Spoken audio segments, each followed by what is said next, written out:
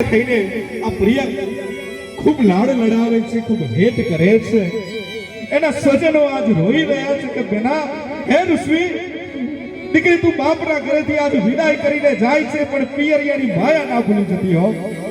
લાલભાઈ કહેવાય ને કે કદાચ આ પિયરિયાની માયા જે લાગી હોય ને એને માલી ચાંદરાના આજે સાસરામાં જતી હોય છે ને કદાચ આજે 4 દિવસ પછી એ દીકરી અહીંયા એના પિયર આવશે, એના માતા પિતાને મળશે ને તો ફક્ત ને ફક્ત એક મહેમાન તરીકે હો.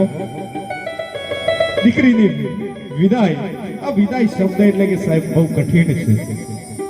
હે બેન, હે બેટા, તું આજના દિવસે અમારા પરિવારમાંથી વિકુઠી થાય છે, પણ એક દીકરી તરીકે બાકી તારા માટે હર હંમેશ તારા પિયરિયાના દરવાજા ખુલ્લા છે. દીકરી, કદાચ સાસરિયામાં જઈને પણ તને કઈ દુઃખ પહોંચે, કઈ ઉડપ આવે તો આ બાપનું ઘર ભૂલી ના જતી હો.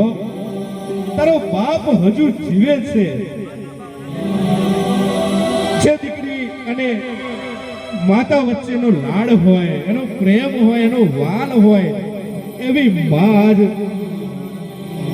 ધડધડ આંસુડાએ રોતી હોય. દીકરીની એક સખી કહેવાય, એક મિત્ર કહેવાય, એવી એક એની માં. માને હર હંમેશા પોતાની વાત કરતી હોય છે કે માં, કદાચ મારે કઈ જોઈએ, કઈ જરૂરિયાત હોય તો હું તને કહી શકું, મારા પિતાને નહીં કહી શકું. બાપ મને ઠપકો કરશે, પરંતુ સાહેબ આજ હિમાલય પણ ઓગળી જાય એવી વેળા એટલે આ દીકરીની વેળા.